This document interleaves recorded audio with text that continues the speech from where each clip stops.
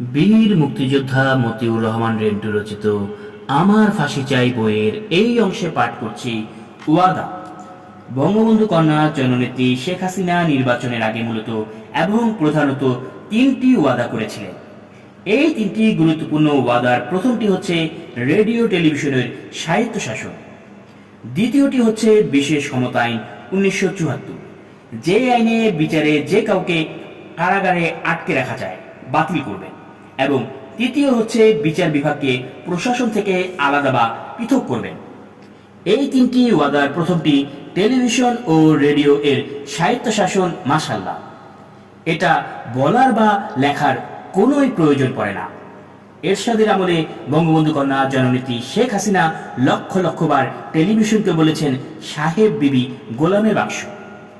বেগম খালেদা জিয়ার আমলে বিরতিহীন ও লাগামহীনভাবে এমন কোনো অনুষ্ঠান নেই যেখানে টেলিভিশনের কথা তিনি বিবি গোলামের বাক্স বলেননি। এখন সেই বঙ্গবন্ধু কন্যা জননেত্রী শেখ হাসিনা ক্ষমতায় এসে প্রধানমন্ত্রী হয়ে তার ওয়াদা এমনভাবে পূরণ করেছেন যে মানুষ এখন বলে বাপ বেটির বাক্স। আর দ্বিতীয় ওয়াদা বিশেষ ক্ষমতায় 1974। প্রধানমন্ত্রী শেখ হাসিনা বিনা বিচারে মানুষকে কারাগারে রাখার এই কালো আইনটি কিভাবে বাতিল করবেন, কোন যুক্তিতে? এই যে তার পিতা শেখ মুজিবের তৈরি করা কালো আইন। এই বিশেষ ক্ষমতা আইনে প্রধানমন্ত্রী শেখ হাসিনার পিতা সাবেক প্রধানমন্ত্রী শেখ মুজিবুর রহমান মুক্তিযোদ্ধা সহ এদেশের হাজার হাজার নির্দোষ নিরপরাধ মানুষকে বিনা বিচারে কারাগারে আটকে রেখেছিল। পিতার সৃষ্টি করা মানুষকে নিগৃহীত করা ও অত্যাচার করা এই কালো আইন তিনি বাতিল করলে পিতার যোগ্য কন্যা, যোগ্য উত্তরসূরি তিনি কিভাবে দাবি করবেন? তাই তিনি ক্ষমতায় গিয়েই বললেন, বিশেষ ক্ষমতা আইন 1974 সে তো বাতিল করার প্রশ্নই আসে না।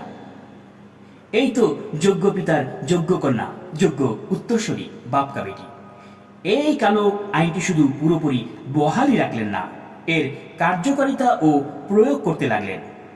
কালো আইনের এই প্রয়োগ করতে গিয়ে বিরোধী দলের 4 নেতাকে বিনা কারণে বিনা বিচারে কারাগারে আটক রাখলে মহামান্য আদালত প্রধানমন্ত্রী শেখ হাসিনা সরকারকে শাস্তিস্বরূপ অর্থদণ্ড দেয়।